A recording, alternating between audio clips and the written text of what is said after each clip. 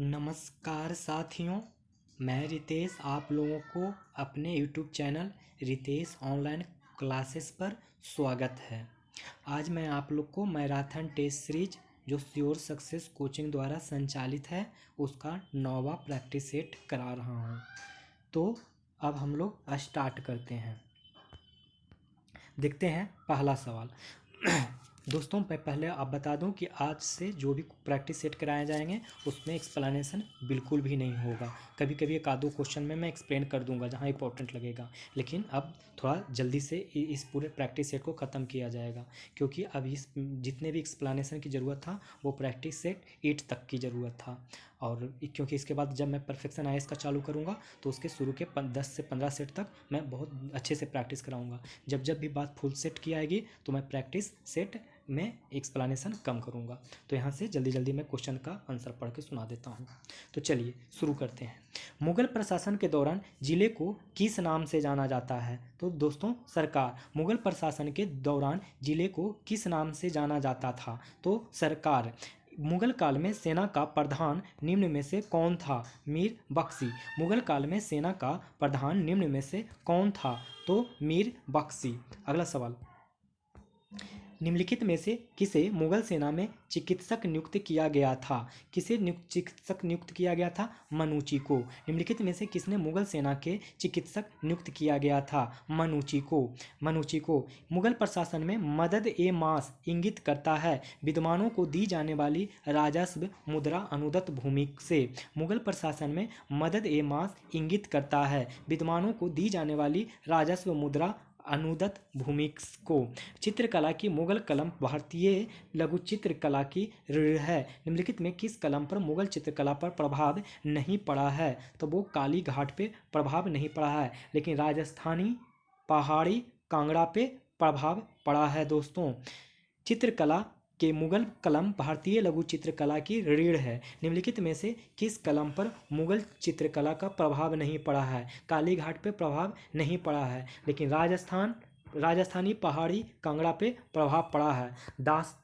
दास्तान ए अमीर हमजा का चित्रांकन किसके द्वारा किया गया है? ये चित्रांकन मीर सैयद अली की है। आंसर दास्तान ए अमीर हमजा का चित्रांकन किसके द्वारा किया गया है? तो मीर सैयद अली के द्वारा। पहाड़ी school, Rajput school, Mughal school और कांगड़ा स्कूल निम्नलिखित में किस कला का विभिन्न शैलियों को दर्शाता है? तो दोस्तों चित्रकला को दर्शाता है। पहाड़ी school, Rajput school, Mughal school और कांगड़ा स्कूल किस कला को विभिन्न शैलियों को दर्शाता है? तो चित्रकला के। प्रसिद्ध तानसेन का मकबरा स्थित है। तानसेन का मकबरा कहाँ स्थित है? तो वो स्थित है इनमें से कोई नहीं, क्योंकि जो भी ऑप्शन दिया गया है वो सही नहीं है। अब हम लोग देखेंगे अगला सवाल। मुगल काल में निम्नलिखित में से किस महिला ने ऐतिहासिक विवरण लिखे? कौन से महिला ने लिखा? तो वो गुलबदन बेगम ने लिखा। मुगल काल में निम्नलिखित में से किस महिला ने ऐतिहासिक विवरण लिखे? तो गुलबदन बेगम ने। दिल्ली का वह शिक्षा केंद्र जो मदरसा ए बेगम कहलाता था किसके द्वारा स्थापित किया गया था? वो स्थापित महम अनंगा के द्वारा किया गया था। दिल्ली का वह शिक्षा केंद्र जो मदरसा ए बेगम कहलाता था किसके द्वारा स्थापित किया गया था? महम अंगा। निम्न मुसलमान विद्वानों में से हिंदी साहित्य के लिए किसका सबसे महत्वपूर्ण योगदान था? अब्दुल रहीम खाना कि निम्न मुसलमान विद्वानों में से हिंदी साहित्य के लिए किसका सबसे महत्वपूर्ण योगदान है? अब्दुल रहीम खाना। अनवार ए सुहाइली नामक ग्रंथ निम्नलिखित में से किसका अनुवाद है? तो ये अनुवाद है किसका? पंचतंत्र का। अनवार ए सुहाइली नामक ग्रंथ निम्नलिखित में किसका अनुवाद है? पंचतंत्र का। भक्ति संस्कृति का भारत का पुनर्जन्म हुआ। भक्ति संस्कृति का भारत में पुनर्जन्म हुआ।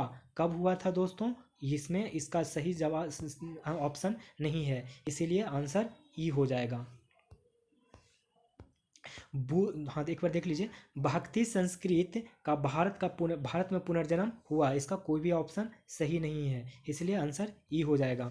बुद्ध और मीराबाई के जीवन दर्शन का मुख्य साम्य था। बुद्ध और मीराबाई के जीवन का दर्शन में मुख्य साम्य था, संसार दुखपूर्ण है। बुद्ध और मीराबाई के जीवन दर्शन में मुख्य साम्य था, माने समानता था, संसार दुखपूर्ण है। कोई व्यक्ति किसी व्यक्ति में उसका धर्म संप्रदाय या जाति न पूछे, यह कथन किसका है? तो रामानंद का है। कोई व्यक्ति किसी व्यक्ति से उसका धर्म संप्रदाय या जाति न पूछे, यह कथन रामानंद का है। निम्नलिखित में किस भक्ति संत ने अपने संदेश के प्रचार के लिए सबसे पहले हिंदी का प्रयोग किया? कबीर। निम्नलिखित में से किस भक्ति संत ने अपने संदेश के प्रचार के लिए सबसे पहले हिंदी का प्रयोग किया? तो वो थे कबीर। नेक्स्ट सवाल, मध्यकालीन भारत के निम्नलिखित में से किस संत का जन्म प्रयाग में हुआ था? तो रामानंद का। मध्यकालीन भारत के निम्नलिखित में से किस संत का जन्म प्रयाग में हुआ था? रामानंद का। नेक्स्ट सवाल, कबीर और धर्मदास के मध्य संवादों का संकलन का शीर्षक है अमरमूल। कबीर और एवं धर्मदास के मध्य संवादों का संकलन का शीर्षक है अमरमूल, जिसके शासन में गुरु नानक देव ने सिख धर्म की जिसके शासन में गुरु नानक देव ने सिख धर्म की स्थापना की, वह कौन था? वह था सिकंदर लोदी। जिसके शासन में गुरु नानक देव ने सिख धर्म की स्थापना की, वह कौन था? सिकंदर लोदी। सिकंदर लोदी। अगला सवाल, ईश्वर केवल मनुष्य के सद्गुण को पहचानता है तथा उसकी जाति नहीं पूछता है। आगामी दुनिया में कोई जाति नहीं होगी, यह सिद्धांत किस भक्ति संत का है? यह सिद्धांत दादू का है। ईश्वर केवल मनुष्य के सद्गुण को पहचानता है तथा उसकी जाति नहीं पूछता। आगामी दुनिया में कोई जाति नहीं होगी, यह सिद्धांत किस भक्ति संत का है? तो दादू का है। जिस सूफी संत की मान्यता थी कि भक्ति संगीत ईश्वर के निकट पहुँचने का एक साधन है, वह है मुइनुद्दीन चिश्ती। जिस सूफी संत की मान्यता थी कि भक्ति संगीत ईश्वर के निकट पहुँचने का एक साधन है, वह है मुइनुद्दीन चिश्ती। जिस सूफी संत की मान्यता थी कि भक्ति संगीत ईश्वर के निकट पहुँचने का एक साधन है, वह है मुइनुद्दीन चिश्ती। निम्नलिखित में से किस सुल्तान से निजामुद्दीन औलिया ने भेंट करने से इनकार कर दिया था? तो दोस्तों इसका सही जवाब हो जाएगा अलाउद्दीन खिलजी। निम्नलिखित में से किस सुल्तान से निजामुद्दीन औलिया ने भेंट करने से इनकार कर दिया था? अलाउद्दीन खिलजी। निम्न में से किस सूफी संत के विचारों को सिखों के धर्म ग्रंथ आदि ग्रंथ में संकलित किया गया है? तो ये किया गया है फरीउद्दीन गंज ए सक्कर। निम्न में से किस सूफी संत के विचारों को सिखों के धर्म ग्रंथ आदि ग्रंथ से संकलित किया गया है? तो फरीदुद्दीन गंज ए सक्कर। नेक्स्ट, भारत के सर्वोच्च न्यायालय की स्थापना हुई थी। भारत के सर्वोच्च न्यायालय की स्थापना कब हुई, मतलब किसके द्वारा हुई थी? तो भारतीय संविधान के द्वारा हुआ था। भारत के सर्वोच्च न्यायालय की स्थापना हुई थी भारतीय सर्वोच्च न्यायालय के द्वारा। उच्चतम न्यायालय में न्यायाधीशों की संख्या को वृद्धि करने की शक्ति किसके पास है? संसद के पास है। उच्चतम न्यायालय के न्यायाधीशों की संख्या की वृद्धि करने की शक्ति संसद के पास है।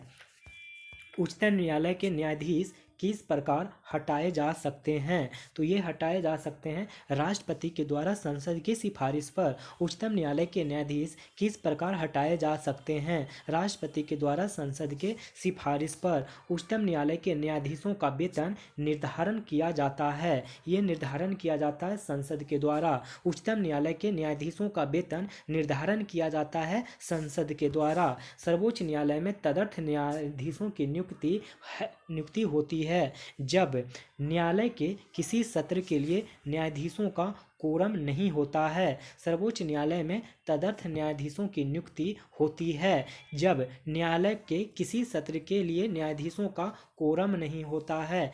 दोस्तों, ये तदर्थ का मतलब होता है अडहॉक जजेज की बात किया जा रहा है।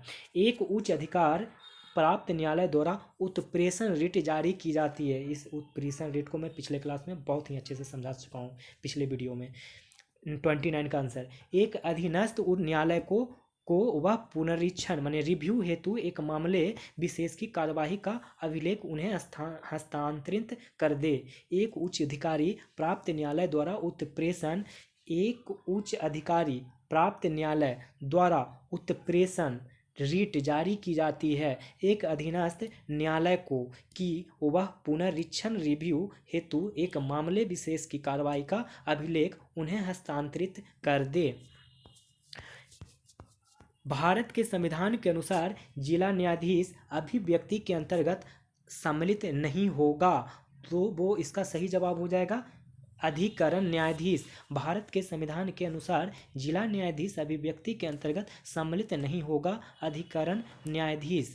एक उच्च न्यायालय का न्यायाधीश अपना त्यागपत्र संबोधित करता है। ये करता है दोस्तों राष्ट्रपति को। उच्च न्यायालय का न्यायाधीश अपना त्यागपत्र संबोधित करता है राष्ट्रपति को। निवारक निरोध के अंतर्गत एक व्यक्ति को बिना मुकदमा चलाए बंदी बनाकर रखा जा सकता है 3 माह तक। निवारक निरोध के अंतर्गत एक व्यक्ति को बिना मुकदमा चलाए बंदी बनाकर रखा जा सकता है 3 माह तक। पंचायत के चुनाव कराने हेतु निर्णय किसके द्वारा लिया जाता है? राज्य सरकार के द्वारा लिया जाता है। पंचायत के चुनाव कराने हेतु निर्णय किसके द्वारा लिया जाता है? तो राज्य सरकार के द्वारा लिया जाता है। निम्नलिखित में से कौन सा एक पंचायतों से संबंधित नहीं है? संविधान 74वां संशोधन अधिनियम ये पंचायतों से संबंधित नहीं है। तो संबंधित कौन सा है कि राज्य निर्वाचन आयोग ही पंचायतों का चुनाव संपादित करेगा। ये बात सही है। सभी पंचायतों का कार्यकाल 5 वर्ष तक निर्धारित होता है। देखते होंगे अपने गांवों में भी कि हर 5 साल पर मुखिया का इलेक्शन होता है। एक पंचायत के भंग होने के 6 माह के अंदर नया चुनाव करा लिया जाएगा। ये भी बात सही है, लेकिन ये 74 में नहीं 73वां संशोधन में है। मनरेगा कार्यक्रम निम्नलिखित में से भारतीय संविधान के किस अनुच्छेद को लागू करने हेतु लाया गया है? तो ये दोस्तों लाया गया अनुच्छेद 43। मनरेगा कार्यक्रम निम्नलिखित में से भारतीय संविधान के किस अनुच्छेद को लागू करने हेतु लाया गया है? अनुच्छेद 43। ये राज्य के नीति निर्देशक तत्व का एक आर्टिकल है।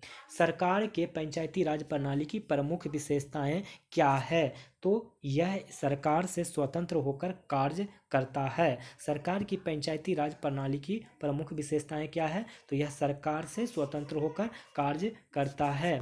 पंचायती राज का प्रधान लक्ष्य है। पंचायती राज का प्रधान लक्ष्य माने मेन टारगेट या ऑब्जेक्टिव क्या है? तो वो है ग्रामवासियों में शक्ति का विकेंद्रीकरण। ग्रामवासियों में शक्ति का विकेंद्रीकरण। भारत में पंचायती राज का प्रतिनिधित्व करता है, वो करता है आर्थिक भागीदारी। पंचायत में पंचायती राज का प्रतिनिधित्व करता है आर्थिक भागीदारी। पानीपत के युद्ध में बाबर की जीत का मुख्य कारण क्या था? उसकी सैन्य कुशलता। पानीपत के युद्ध में बाबर की जीत का मुख्य कारण था उसकी सैन्य कुशलता। मेवाड़ के जिस राजा को 1527 में खानवा के युद्ध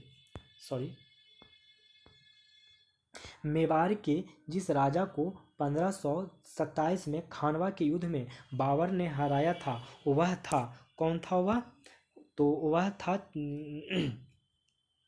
राणा सांगा। मेवाड़ के जिस राजा को 1527 में खानवा के युद्ध में बाबर ने हराया था वह था राणा सांगा।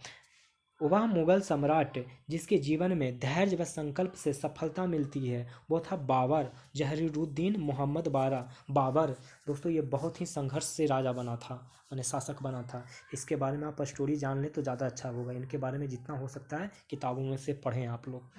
वह मुगल सम्राट जिसके जीवन से धैर्य, इनके पास बहुत ज़बरदस्त धैर्य था, संकल्प से सफलता का शिक्षा मिलती है। आप इनको पढ़ें और अपने बीपीएससी के एग्जाम में ऐसे ही धैर्य और संकल्प करके लॉकडाउन होके पढ़ाई करें। निम्नलिखित में से किसने अपनी बादशाह पति के लिए सॉरी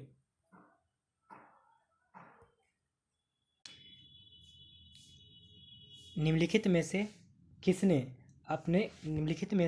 किसने अपने बादशाह पति के लिए मकबरे का निर्माण करवाया था? तो वो थी हाजी बेगम। निम्नलिखित में से किसने अपने अपने बादशाह पति के लिए मकबरे का निर्माण करवाया था? तो हाजी बेगम।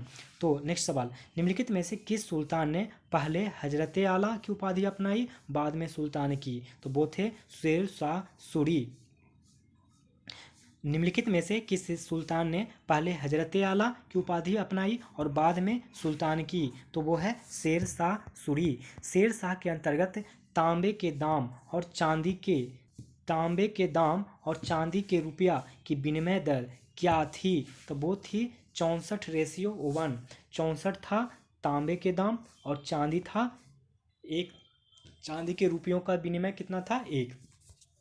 अगला सवाल, मात्र एक मुट्ठी बाजरे के चक्कर में मैंने अपना साम्राज्य खो दिया होता, इस कथन को आप किस मध्यकालीन शासक से संबंध करेंगे? तो वो करेंगे शेरशाह सूरी से संबंधित। शेरशाह सूरी से संबंधित। मात्र एक मुट्ठी बाजरे के चक्कर में मैंने अपना साम्राज्य खो दिया होता, इस कथन को आप किस मध्यकालीन शासक से संबंध करेंगे? तो शेरशाह।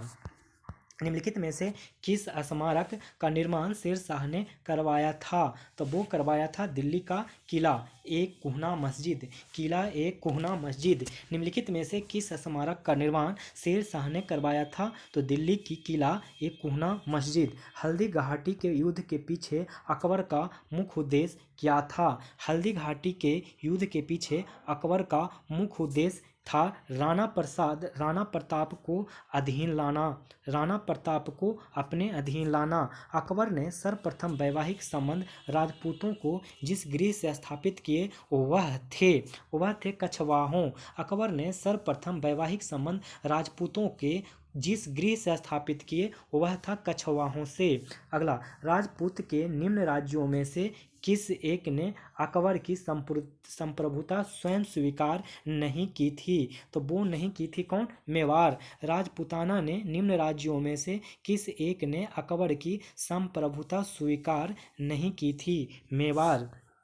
निम्नलिखित में से किसने यह आज्ञा दी थी कि आदमी को एक ही स्त्री से विवाह करना चाहिए और तभी वह दूसरा विवाह कर सकता है जब उसकी पत्नी बंधिया हो? तो ये कहा था अकबर ने। निम्नलिखित में से किसने यह आज्ञा दी थी कि आदमी को एक ही स्त्री से विवाह करना चाहिए और वह तभी दूसरा विवाह कर सकता है जब उसकी पत्नी बंधिया है? अकबर के शासनकाल में पुनर्गठित केंद्रीय प्रशासन तंत्र के अंतर्गत सैनिक विभाग का प्रमुख था। कौन था दोस्तों? तो वो था मीर बख्शी। अकबर के शासनकाल में पुनर्गठित केंद्रीय प्रशासन के तंत्र के अंतर्गत सैनिक विभाग का प्रमुख था मीर बख्शी। अकबर द्वारा दीवान का पूर्ण रूपेण दर्जा दिया जाने वाला प्रथम व्यक्ति था मुजफ्फर खां तुर्बती। अकबर द्वारा दीवान का पूर्ण रूपेण दर्जा दिया जाने वाला प्रथम व्यक्ति था मुजफ्फर खां तुर्बती। अगला सवाल, ईरान के शाह और मुगल शासकों के बीच झगड़े की जड़ क्या थी? वो झगड़े की जड़ कंधार था। ईरान के शाह और मुगल शासकों के बीच झगड़े की जड़ क्या थी? कंधार। हिंदू तथा ईरानी वास्तुकला का सर्वप्रथम समन्वय हमें देखने को मिलता है ताजमहल में। हिंदू और ईरानी वास्तुकला का सर्वप्रथम समन्वय हमें ताजमहल में देखने को मिलता है। निम्नलिखित में से किसने साम्राज्य की राजधानी आगरा से दिल्ली स्थानांतरित कर दिया था? तो वो शाहजहां ने। निम्नलिखित में से किसने साम्राज्य की राजधानी आगरा से दिल्ली स्थानांतरित किया? शाहजहां ने। दारा शिकोह ने किस शीर्षक के अंतर्गत उपनिषदों का फारसी में अनुवाद किया था? तो वो किया था सीरे अकबर। ये वाला आंसर होगा सीरे अकबर। धर्मट का युद्ध निम्न में से किनके बीच लड़ा गया था? तो ये लड़ा गया था औरंगजेब तथा दारा सिकोह के बीच। धर्मट का युद्ध निम्न में किनके बीच लड़ा गया? तो औरंगजेब तथा दारा सिकोह के बीच। मुगल शहजादा जिसने श्रीनगर गढ़वाल में आश्रय लिया था, मुगल शहजादा जिसने श्रीनगर गढ़वाल में आश्रय लिया था वो था सुलेमान सिकोह। मुगल शहजादा जिसने श्रीनगर गढ़वाल में आश्रय लिया वो था सुलेमान सिकोह। किस मुगल सेनापति के साथ शिवाजी ने 1665 ईस्वी में पुरंदर की संधि किया था? तो वो किया था जयसिंह ने। किस मुगल सेनापति के साथ शिवाजी ने 1665 ईस्वी में पुरंदर की संधि पर हस्ताक्षर किया था? जयसिंह ने। किस मुगल बादशाह को जिंदा पीर कहा जाता था? तो औरंगजेब। जिंदा पीर किसे कहा जाता था? तो औरंगजेब। जैव विविधता किस दिवस को मनाया जाता है? तो वो मनाया जाता है 29 दिसंबर को। 29 दिसंबर को जैव विविधता दिवस मनाया जाता है। अब देखेंगे 62 नंबर।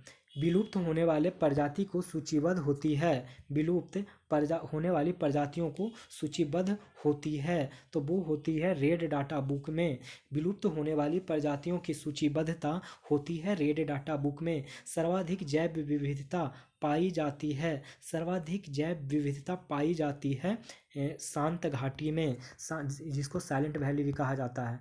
हरित गृह प्रभाव का अर्थ क्या है? तो ये है वायुमंडल में ग्रीन हाउस गैसों के घनीकरण के कारण वायुमंडल का तापमान को बढ़ना।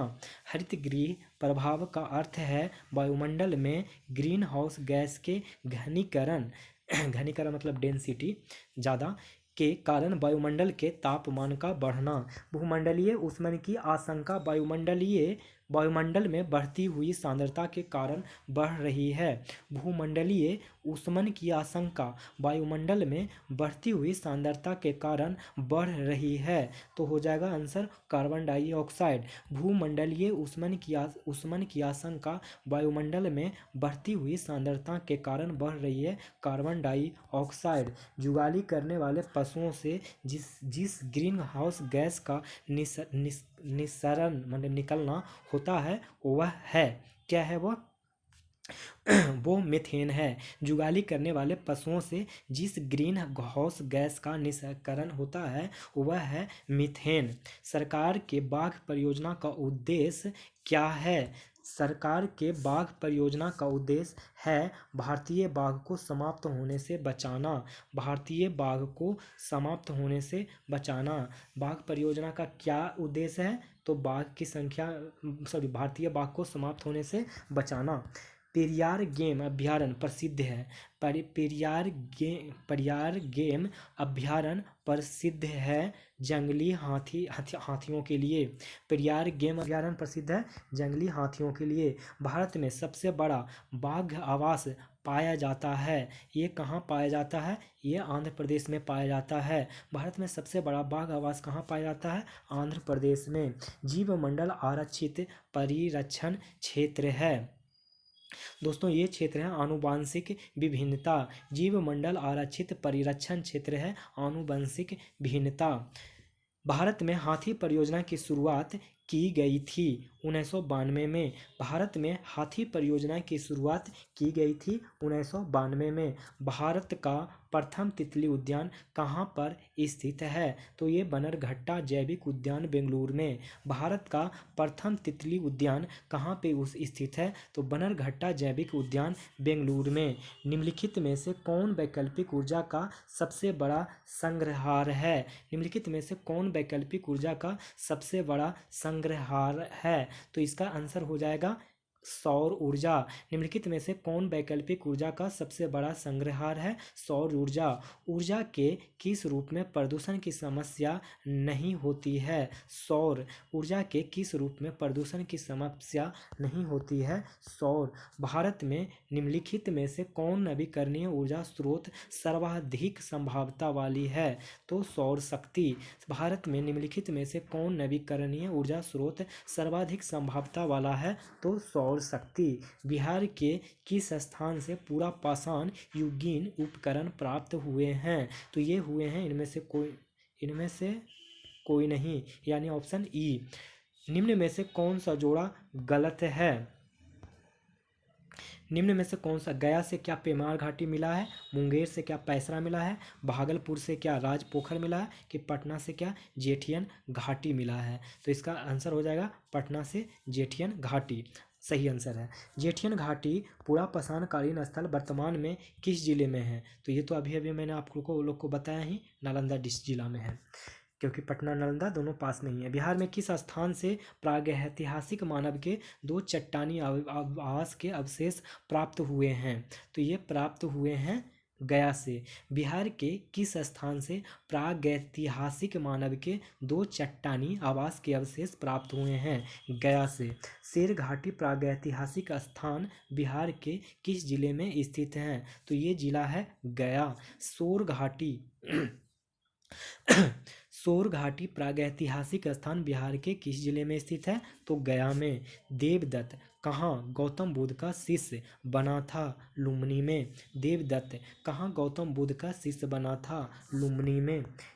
ज्ञान प्राप्ति के कितने वर्ष बाद गौतम बुद्ध वैशाली पहुँचे थे? तब वो पहुँचे थे 8 वर्ष बाद। ज्ञान प्राप्ति के कितने वर्ष बाद गौतम बुद्ध वैशाली पहुँचे थे? तो 8 वर्ष। कहाँ के शासक ने गौतम बुद्ध को कुट्टा ग्रहशाला नामक विहार दान में दिया था? तो वो दान में दिया था लिच्छवी। कहाँ के शासक ने गौतम बुद्ध को कुट्टा ग्रहशाला नामक विहार दान में दिया था? लिच्छवी। निम्न में से कौन बौद्ध धर्म के 10 शीलों में शामिल है? तो ये जो शामिल है एक सेकंड, हाँ, निम्न में से कौन बौद्ध धर्म के 10 शीलों में शामिल है? तो इनमें से कोई नहीं। निम्न में से किस देश में बौद्ध धर्म का प्रसार हुआ था? तो वो प्रसार इसमें से कोई नहीं, क्योंकि श्रीलंका में भी प्रसार हुआ, तिब्बत में भी, चीन में भी हुआ, अमेरिका में नहीं हुआ।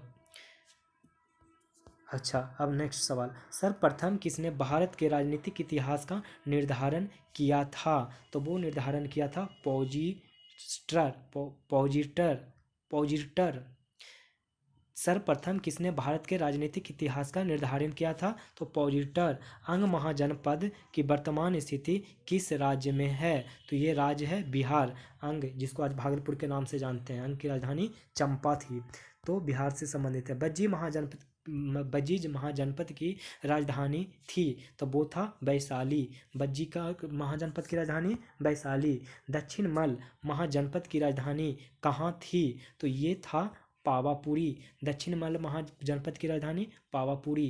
काशी से लेकर अजातशत्रु और किसके बीच युद्ध हुआ था? तो ये युद्ध हुआ था परसेनजीत।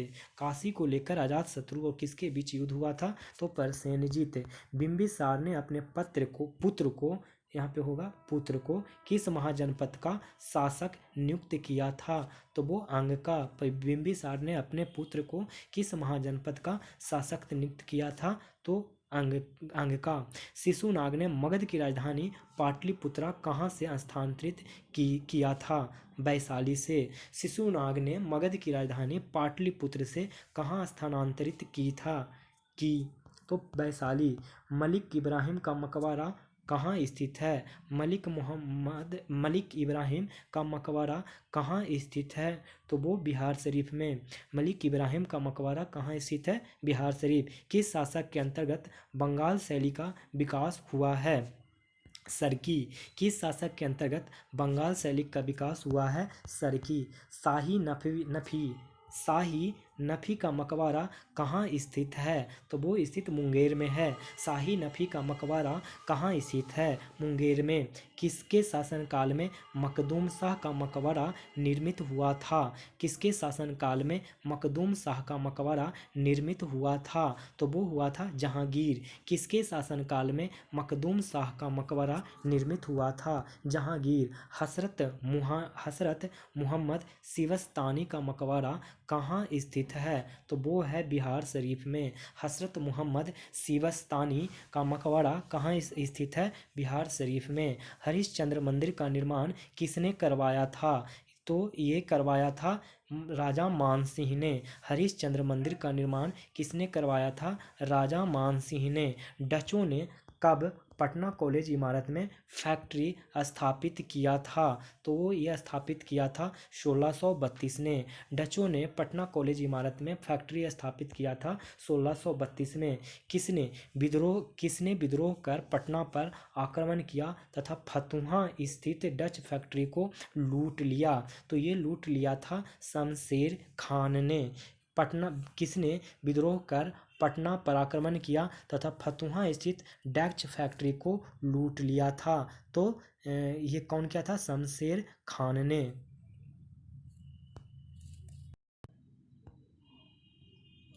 पटना मिलिशिया के कमांडिंग ऑफिसर मेजर हार्डी ने कहाँ के डच माल गोदाम को जब्त कर लिया था? तो वो कर लिया था पटना। पटना मिलिशिया के कमांडिंग ऑफिसर मेजर हार्डिंग ने कहाँ के डच माल गोदाम को जब्त कर लिया? पटना। अगला, पीर अली ने किस अंग्रेज अधिकारी को पटना में गोली मारकर हत्या कर दी? लायल को। पीर अली ने किस अंग्रेज अधिकारी को पटना में गोली मारकर हत्या कर दी? लायल को। अगला, किसके नेतृत्व में राजगीर परगना में विद्रोह हुआ था? किसके नेतृत्व में राजगीर परगना में विद्रोह हुआ था? तो ये विद्रोह हुआ था नामदार खान।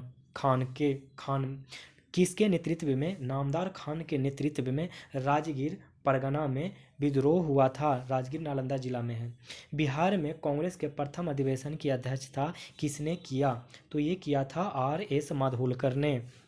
बिहार में कांग्रेस के प्रथम अधिवेशन की अध्यक्षता किसने किया? तो R.S. माधोलकर ने। कांग्रेस के किस अधिवेशन में पटना विश्वविद्यालय बिल तथा चंपारण के नील किसानों में उनकी भूमि से संबंधित जांच संबंधी प्रस्ताव किए गए? कांग्रेस ने किस अधिवेशन में पटना विश्वविद्यालय बिल तथा चंपारण के नील किसानों एवं उनकी भूमि से संबंधित जांच संबंधी प्रस्ताव किए गए? तो ये कहाँ किए गए? तो इसका आंसर क्या हो जाएगा? 31वां में। रामगढ़ अधिवेशन में कांग्रेस की अंग्रेजी के प्रति समझौतावादी नीति के विरोध में बिहार के किस नेता के एक सभा का आयोजन किया था? तो ये किया था स्वामी सहजानंद। रामगढ़ अधिवेशन में कांग्रेस की अंग्रेजों के प्रति समझौतावादी नीति के विरोध में बिहार के किस नेता ने एक सभा का आयोजन किया था? स्वामी सहजानंद ने।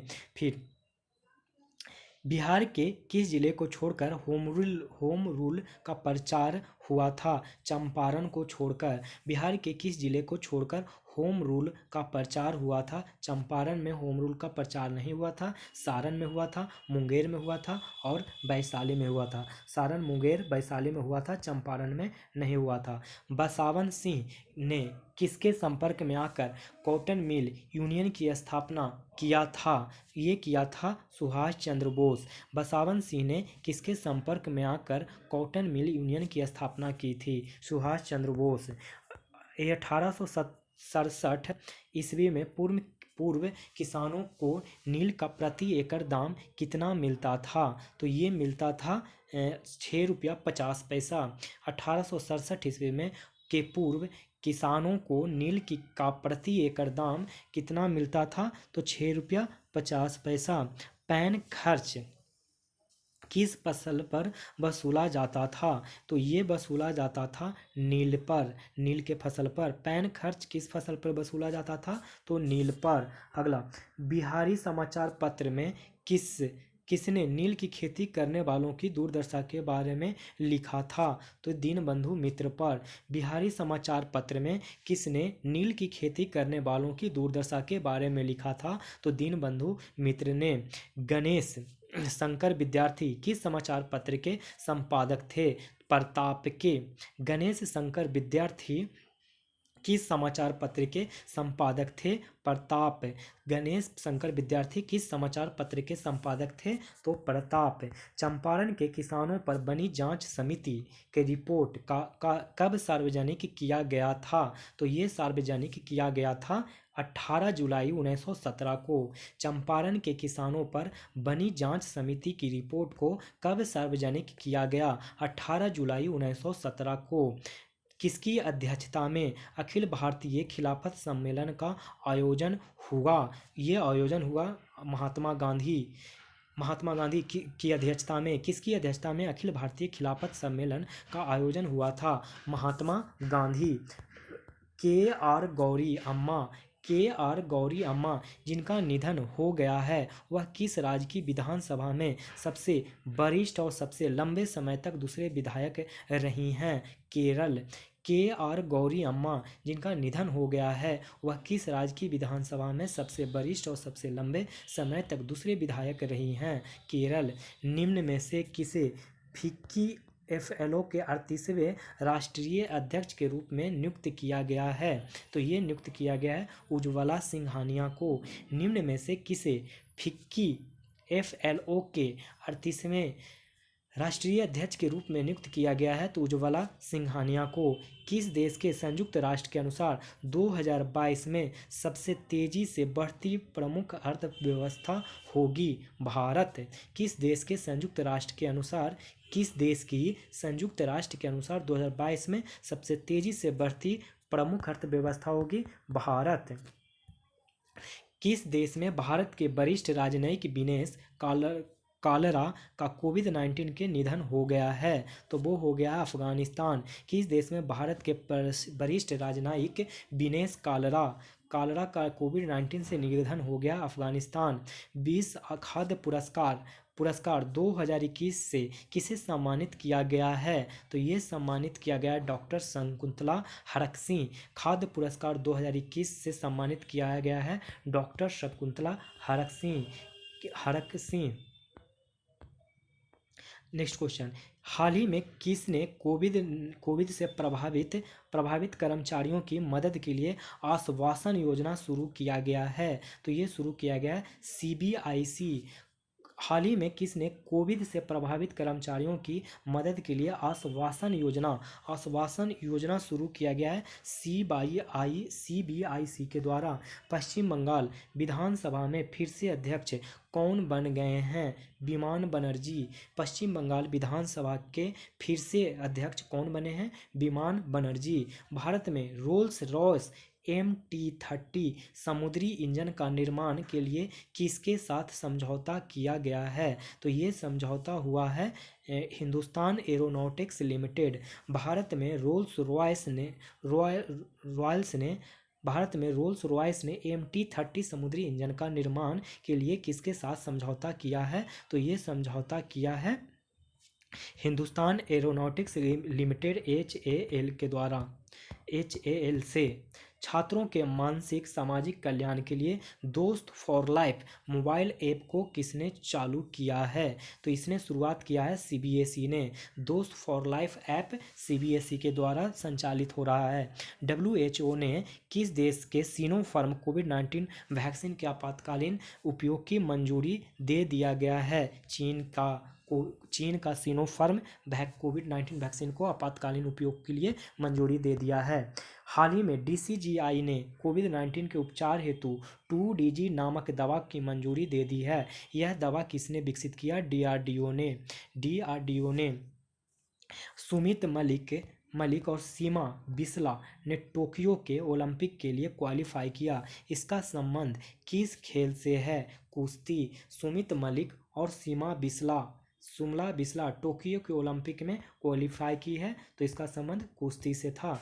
किस देश में स्थित माउंट सिनाबांग ज्वालामुखी में बड़ा विस्फोट हुआ है? तो यह अवस्थित है इंडोनेशिया में। इंडोनेशिया का माउंट सिनाबांग में विस्फोट हुआ। गोपाल कृष्ण गोखले की जयंती मनाई गई 9 मई को। गोपाल कृष्ण गोखले की जयंती मनाई गई 9 मई को। National asset construction company national asset reconstruction company limited भी होना चाहिए कि नए मुख्य कार्यकारी अधिकारी CEO कौन बने हैं? तो वो बने पद्म कुमार एम नायर। नेक्स्ट, मार्च 2021 में किस देश के महिलाओं और उनके पार्टनर्स के लिए 3 दिन की मिसकैरेज लीव यानी छुट्टी का प्रावधान किया गया है? तो यह प्रावधान न्यूजीलैंड में किया गया है। मार्च 2021 में किस देश ने महिलाओं और उनके पार्टनर्स के लिए 3 दिन की मिस कैरीज लीव यानी छुट्टी का प्रावधान किया गया है? न्यूजीलैंड। प्रतिष्ठित अंतर्राष्ट्रीय रेंजर पुरस्कार किसने जीता है? महेंद्र गिरी ने। प्रतिष्ठित अंतर्राष्ट्रीय रेंजर पुरस्कार किसने जीता है? महेंद्र गिरी ने। यूएनआईएफएडी ने किस राज्य में कोदो कोदो और कुटकी की खेती को पुनर्जीवित करने के लिए पहल की वित्तीय सहायता प्रदान की है? तो वो प्रदान की है मध्य प्रदेश।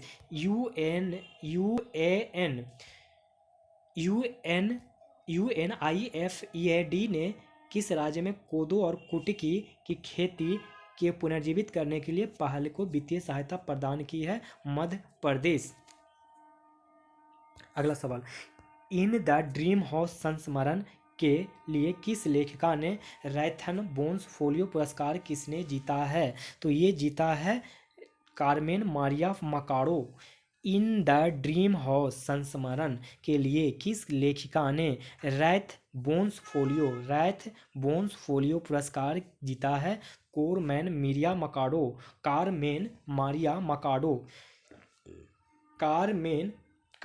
मारिया मकाडो। मार्च 2021 में भारत कोरियाई द्विपक्षीय मैत्री पार्क का उद्घाटन कहाँ किया गया है? तो ये किया गया है नई दिल्ली में। भारत कोरियाई द्विपक्षीय मैत्री पार्क का उद्घाटन दिल्ली में किया गया है। मार्च 2021 में 9वीं Heart of Asia Istanbul Process मंत्री परिषदीय सम्मेलन कहाँ आयोजित किया गया है? तो दुशान्बे। मार्च 2021 में 9वीं Heart of Asia Istanbul Process मंत्री परिषदीय सम्मेलन कहाँ आयोजित किया गया है? दुशान्बे। कुरान के 26 आयतों को असंवैधानिक, गैर प्रभावी और गैर कार्यात्मक घोषित करने के लिए सर्वोच्च न्यायालय में जनहित याचिका किसने दायर की है? वसीम रिजवी।